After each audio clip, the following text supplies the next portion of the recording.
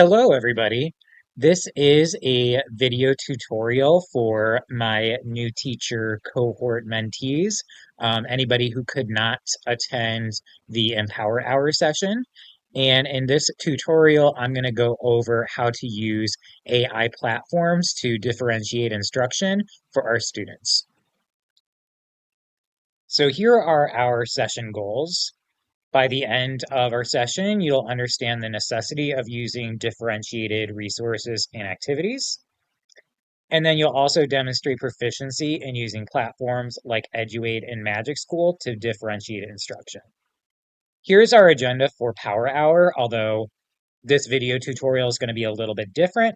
We are going to explore both platforms, but of course, work time is for those of you who are attending the session. So why use these platforms to differentiate instruction? So these are two POVs that are not great, but are very relatable. And these AI platforms are ways to be on top of both situations. So the first POV, you are a sixth grade math teacher using the Skyline math curriculum. You're teaching the unit on you're teaching the unit on ratios and proportions. Your students don't know their multiplication facts and struggle to follow complex procedures. What do you do? What do you do? And then let's say you're on the ELA side of things. You're an eighth grade ELA teacher. You're using the Skyline curriculum. You're teaching a unit on analyzing the verse novel Inside Out and Back Again. You provide your students with a read aloud, but they struggle with higher order thinking, like determining the theme. They also struggle with written expression. What do you do? So the Skyline curriculum in itself is a grade level curriculum, and it does not, it's a great curriculum, but it does not provide the differentiated resources that we need in both of these POVs. So that's where our AI tools come in. So the first tool that we're going to look at is Eduade.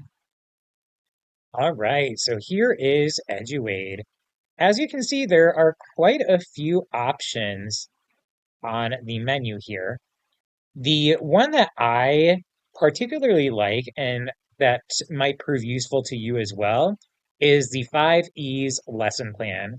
So what it does is it gives you a step-by-step comprehensive lesson plan based on whatever criteria you input.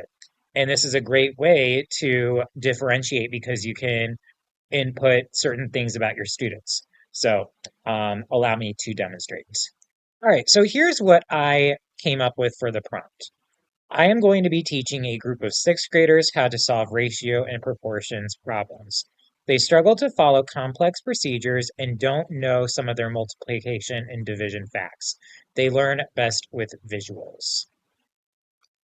So I'm going to go ahead and generate. Oh, by the way, this third grade right here, this doesn't mean that this is a third grade skill. This means that my students, for the most part, are reading at a third grade level. So let me go ahead and generate. Okay, and so here we have a step-by-step lesson plan. And I really like the starter question.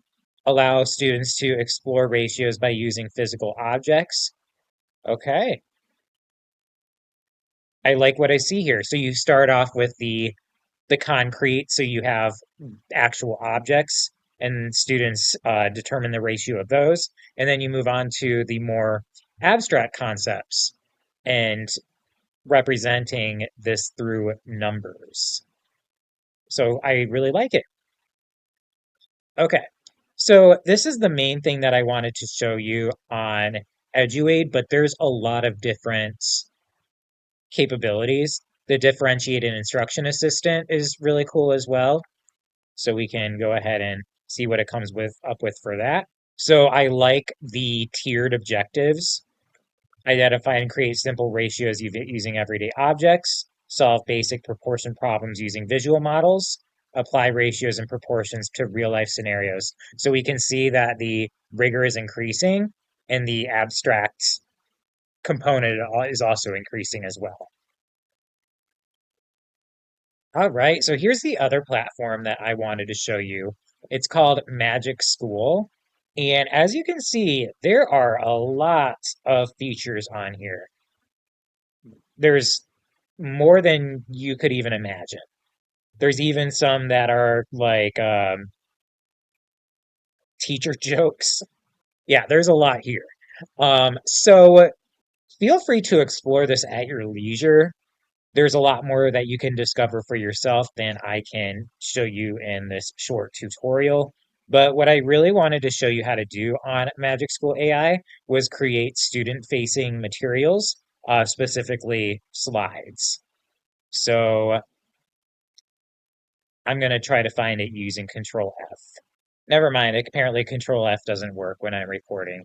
Anyway, so here is the presentation generator. All right, so it's at the sixth grade level. I'm going to say that it's going to be 10 slides. And then what I'm going to do is I'm going to attach this lesson plan that I generated with Eduade. All right, so I copied it and now I'm going to paste it and then we'll see what it comes up with. All right, so I like what I see. These are some really concise slides that have every component of the lesson. Now what we can do is export it, and we're going to export it to Google Slides. And they will actually look like slides when we do that too.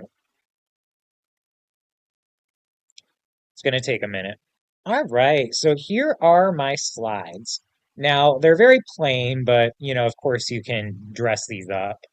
The important thing is that they have the right content, and it looks like they do, except you're going to want to proofread these because when it does fractions, sometimes things get lost in translation. Um, so you're just going to have to look for things like that. But overall, I like what I see. But yes, the fractions thing is a bit of an issue, but it's also an easy issue to fix. All right.